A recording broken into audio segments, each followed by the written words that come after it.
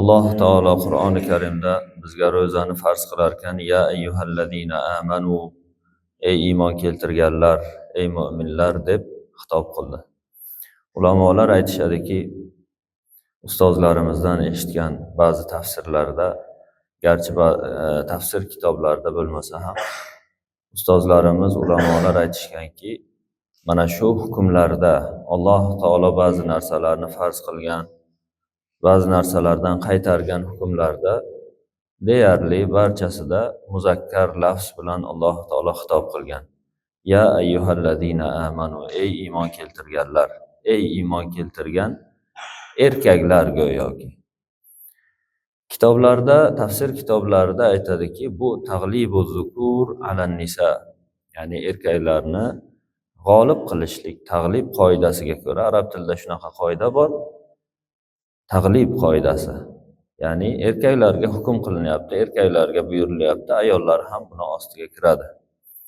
Lekin ba'zi ustozlar, ba'zi olimlar aytishadiki, bu yerda taglibning sababi nima? Sababi erkak bo'lganligi uchun taglib, ya'ni erkaklar siyg'asida ularga ishlatiladigan o'sha siyg'alarda aytilganmi? Yoki biron boshqa sababi bormi deganda aytishadiki, Alloh taolo buyurgan ishlari va Alloh taolo qaytargan ishlari, har bir buyruq, har bir qaytariq qiyin, mashaqqat, ya'ni insonning nafsiga yoqmaydigan narsalar, nafsga. Insonda shayton bor, Alloh taolo shaytonni musallat qilib qo'ydi. Ya'ni musallat qilib qo'ydi derkan, aytmoqchi bo'lganimiz, shayton vasvasa qiladi insonga. Shayton vasvasa qiladi, shaytonni vasvasa qilishlikka Alloh taolo izn berdi.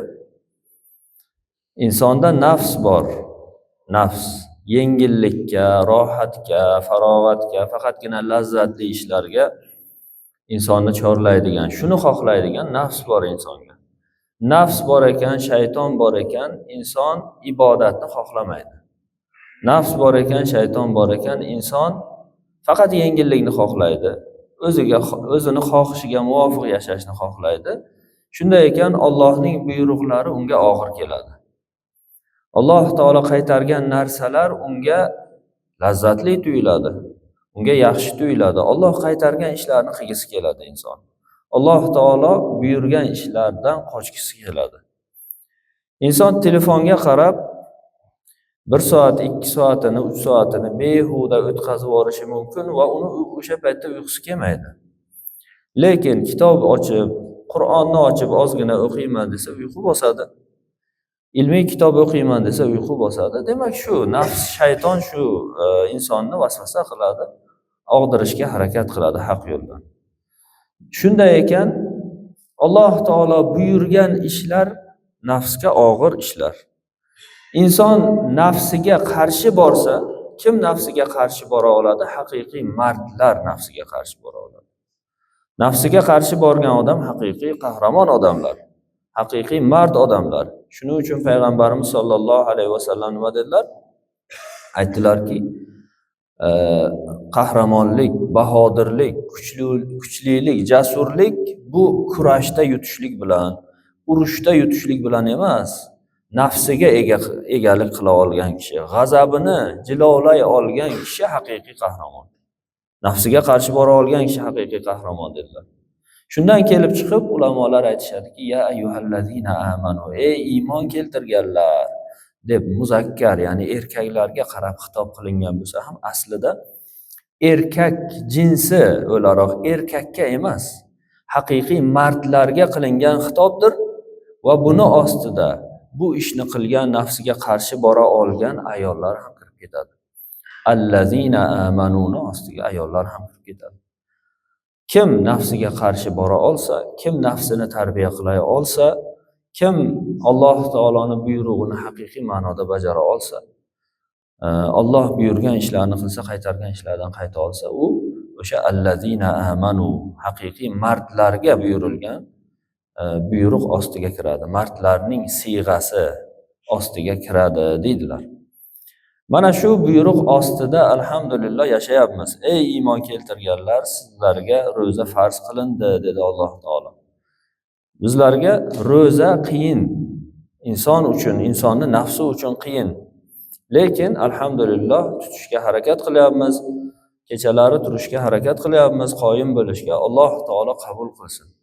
Barchamizdan ibodatlarimizni qabul qilsin.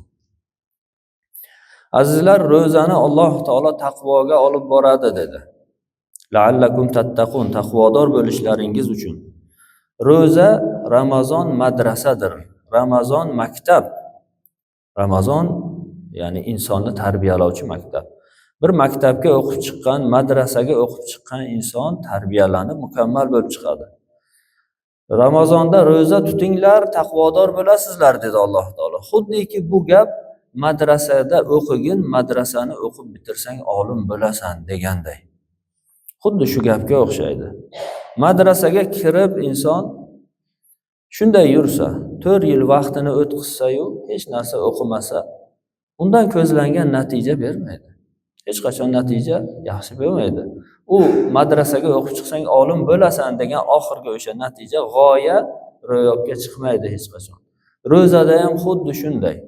Ro'zada ham inson ro'za tutishligi bilan, ro'za tutsang taqvodor bo'lasan degan ro'zani haqqini berib tutsa, Alloh va Rasuli buyurganday tutsa, faqat yeb ichishdan saqlanish emas, ro'zada nimadan saqlanish kerak bo'lsa o'shalardan, qanday inson o'zini tarbiya qilish kerak bo'lsa, qanday buyurilgan bo'lsa, ya'ni risoladagi ro'zani tuta olsa, shundagina taqvodorlardan bo'ladi. Taqvo demak, ro'zaning g'oyasi, ro'zaning maqsadi, ro'zani oxirgi bosqichi, ro'za olib boradigan eng yuqori bosqich taqvo bosqichi. Taqvodorlik darajasiga chiqqan inson Alloh taoloning marhamatiga sazovor bo'lgan, Alloh taologa muqarrab, yaqin bo'lgan inson hisoblanadi. Lekin buni boshlang'ich narsalari bor, boshlang'ich bir bosqichlari bor. Xuddi madrasaga kirgan inson birinchi boshlang'ich kitoblarni o'qishdan boshlagani kabi. Qaysi masalan yigit yoki qaysi qiz madrasaga kirganda birinchi tafsir yoki aqidani eng qiyin kitoblaridan dars boshlaydi. Hech kim unday qilmaydi. Bu xato manhaj bo'ladi, xato yo'nalish bo'ladi agarda shunday qilsa. Sekin-sekinlik bilan o'sha darajaga chiqsa, keyin katta kitoblardan dars o'qiydi. Xuddi shunday ro'zada taqvodor bo'lishlik uchun birinchi bosqich, birinchi qadam nimadan boshlanish kerak? Tamom, ro'za tutamiz. Alloh qabul qilsin ro'zalarimizni. Qiyomul laylda turyapmiz, lekin qalb qay holatda bo'lish kerak? Qalblarimiz eski holatda bo'ladigan bo'lsa, u ro'zamiz demak haqiqiy maqsadga olib bormayapti bizni. O'zi haqiqiy maqsad ro'yobga chiqmayapti ro'zadan. Qalblarimizni poklashga harakat qilishimiz kerak. Birinchi bosqich, birinchi qadam soliklarning birinchi qadami, ya'ni Alloh yo'liga tushganlarning birinchi qadami tavba bilan bo'ladi. Tavba. Alloh taologa qaytishlik bilan. At-tawba huwa ar-ruju'u ila Allohi ma'an nadami wal istighfar wal azmi ala alla yarji'a ila zalika zamb. Tavba Alloh taologa qaytishlikdir. Tavba degani o'zi lug'atda qaytish ma'nosida, qaytmoqlik. Inson insonligiga qaytishligi tavba bo'ladi o'zi aslida. Insonni insonligiga qaytaradigan narsa tavba. Inson kim? Inson Alloh taolo yaratgan bir jonzot. Fikrlovchi, aqlli, ongli, Alloh taolodan buyruqlarni qabul qiladigan, Allohning yo'lida yuradigan, Alloh taoloning xitobini qabul qiladigan va Alloh taoloning hukmlarini yer yuzida joriy qiladigan jonzot inson bo'ladi. Demak, bu inson Allohning yo'lida bo'lish kerak. Alloh taoloning yo'lida yurish kerak. Alloh taoloning hukmlarini o'rganish kerak. Shu Alloh chegara qilib chizib bergan doirani ichidan chiqib ketmasligi kerak. Shu doirada yashash kerak, shu doirada hayot guzaronlik qilib, shu doirada vafot etish kerak. Kim mana shu doiradan chizilgan maydondan chizilgan, belgilab berilgan joydan chiqib ketsa, Allohning yo'lidan chiqqan bo'ladi. Kim tavba qilsa, o'sha joyga yana qaytgan bo'ladi.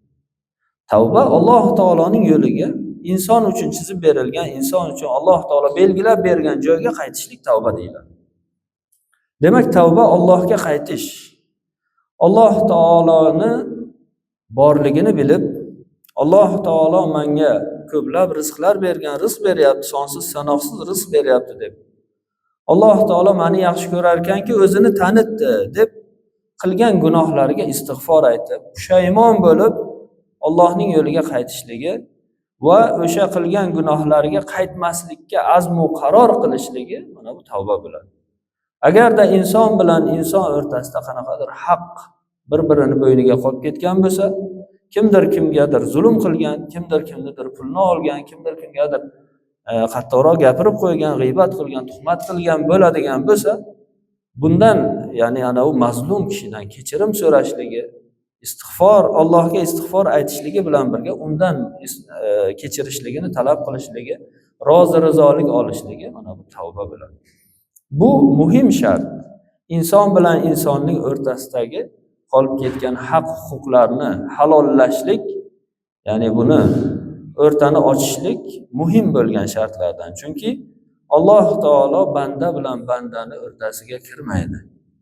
Alloh taolo to bandani rozi qilmaguncha gunohini kechirmay turadi. Jannatga kirishidan ham to'sqinlik qiladi boyagi gunoh. Banda bilan banda o'rtasidagi gunoh. Shuning uchun tavba muhim narsa. Alloh taolo aytadiki: "Ya ayyuhallazina amanu tubu ilallohi tawbatan nasuha." Ey iymon keltirganlar, biror kishini istisno qilgani yo'q. Alloh taologa ishongan kishilar, Alloh taoloni tasdiqlagan zotlar, Allohni yagona deb bilgan, Rasululloh sollallohu alayhi vasallamni payg'ambarim deb bilganlar, tubu ilalloh, Allohga qaytinglar, Alloh taologa tavba qilinglar. Nasuh tavba, ya'ni qaytib o'sha gunohga qaytmaydigan holatda tavba qilinglar. Tavbamiz uchun eng bir munosib, eng loyiq kunlar mana shu kunlar. Chunki Alloh taolo bu kunlarda ko'p bora aytamiz, doim aytamiz, nafl ibodatni farz darajasida savob beradi. Juda katta Alloh taolo imkoniyatlar berib qo'ygan bu kunlarda. Ramazonni sharofatidan Alloh taolo ko'plab savoblar beradi. Tavba qilsa ham inson tavbasini Alloh taolo tez qabul qiladi bu kunlarda. Tavba qilishlikka eng munosib, eng loyiq kunlarda yashayapmiz. Ko'pchilik ehsonini, sadaqasini, zakotini mana shu kunlarga qarab, ya'ni Ramazon oyiga qarab chiqaradi. To'g'rimi? Chunki Allohning nazdida maqbul bo'lsin, ko'proq savob olayigin deb. Xuddi shunday ma'naviy holatimizni ham shu oyda o'nglashga harakat qilishimiz kerak. Keyinchalik yilning boshqa oylarida ham mana shu ma'naviy yuksak holatimiz davom etishligi uchun. Alloh taolo aytadi: "Va tubu ilallohi jami'an ayyuhal mu'minun." Ey mu'minlar, Alloh taologa barchangiz tavba qiling dedi. Ey gunohkorlar demadi, ey mu'minlar dedi. Hammangiz tavba qiling. Nega? Chunki Alloh taolo biladi, bandasi baribir gunoh qiladi. Bandasi yo sag'ira yo kabira gunohi bo'ladi. Payg'ambarimiz sollallohu alayhi vasallam aytadilarki: "Kullu ibn adama xatta'un." Odam farzandi barchasi xatokordir. Bir rivoyatda kullu bani adama xatta'un.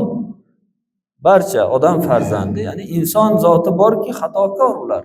Ko'p xato qiladi inson. Va xoyrul xatta'in at-tawwabun. Xatokorlarning, ya'ni xato qiluvchilarning yaxshilari bor. Ular kimlar? Ko'p tavba qiluvchilar, ko'p Alloh taologa qaytuvchi insonlar. Allohga har zamon tavba qilishimiz kerak. Alloh taolo shundan kelib chiqib aytadiki: "Va tubu ilallohi jami'a." Alloh taologa barchangiz tavba qilinglar, Allohga qaytinglar deb Alloh taolo bizga buyuradi. Mana shu kunlarda Allohga qaytishimiz kerak. Alloh taologa tavba qilishimiz kerak. Chunki biz bilamiz, Alloh Rabbimiz, bizni kechirguvchi Rabbimiz bor.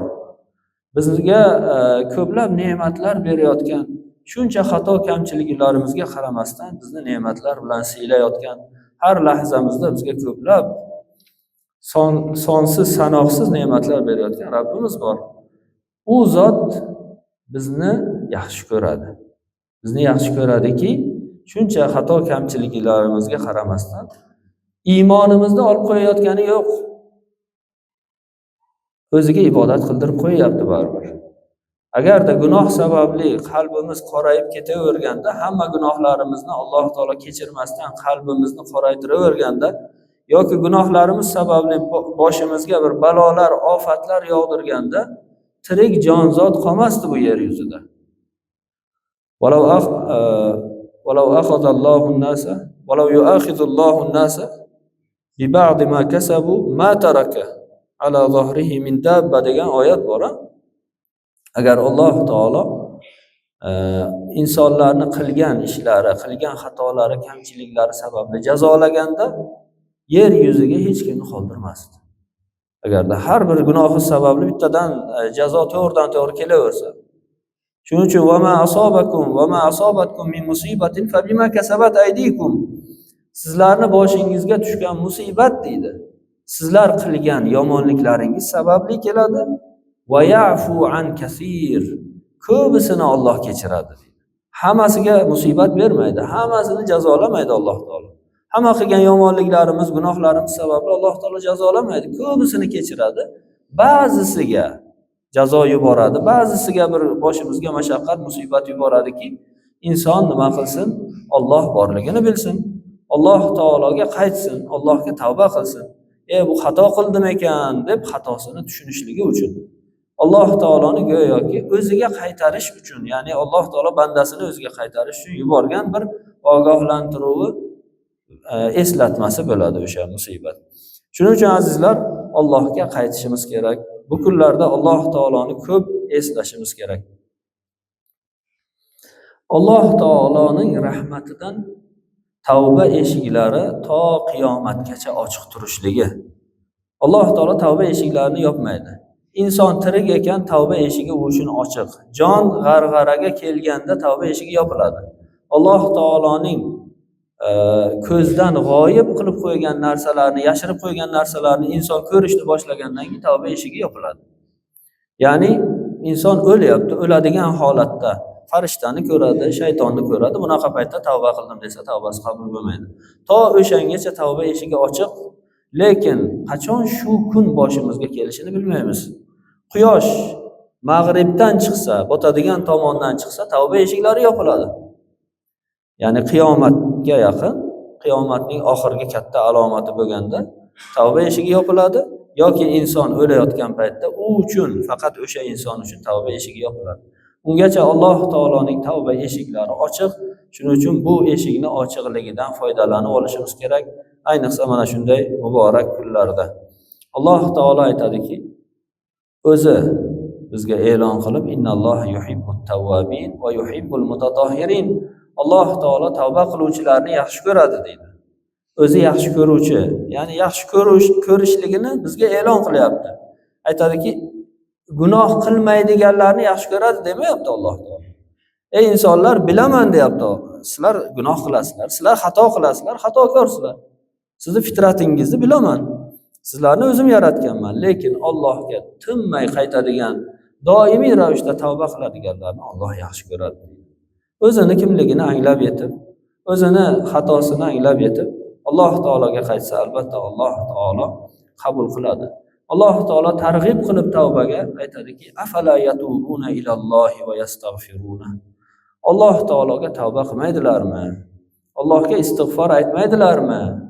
Alloh taologa ya'ni tavba qilsinlar, istig'for aytsinlar. Allohga qaytinglar, kelinglar, men qabul qilaman deydi. Allohning rahmati kengligidan bu.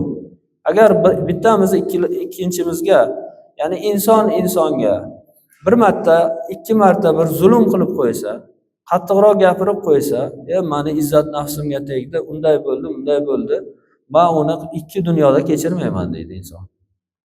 Odam shunday, men kechirmayman deydi, men uni o'chimni olmasam qo'ymayman deydi, uni 7 pushtini yo'qotaman deydi, bir nimalar deydi inson.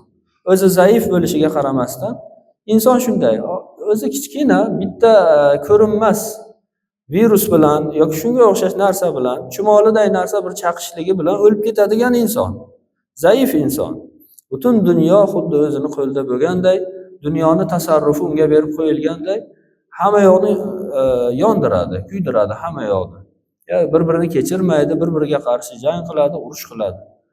Ozgina bittasidan ikkinchisiga zulm o'tganligi sababli yoki tushunmovchilik bo'lganligi sababli bir-birini kechirmaydi inson. Lekin Alloh taolo aytayapti. Alloh taologa inson qancha tuhmat qiladi. Alloh taolo shuncha rizq berganiga qaramasdan inson Allohdan boshqaga ibodat qiladi, Xudoni yo'q deydi. Shunga qaramasdan Alloh taolo nima deydi? Afala yatubuna ilalloh. Allohga tavba qilmaydilarmi? Allohga istig'for aytmaydilarmi? Alloh taolo kechiruvchi zot.